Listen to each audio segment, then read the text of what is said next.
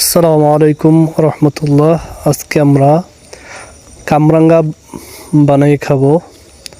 কামরাঙ্গা গাছ থেকে পেরে আনছি। এখন একটা বাটির ভিতরে পানি দিছি, এখন ভিজাইতে আছে সাব্বিরেই।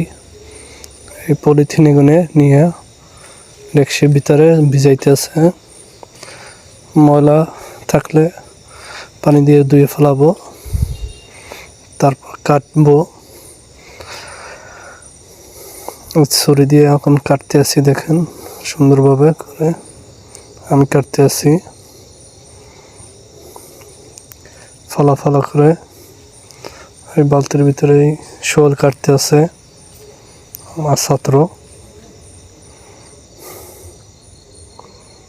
এই আমাকে দেখাইতেছে, কাটতে আসি এখন। এই দেখুন কত সুন্দরভাবে কাটা হয়েছে।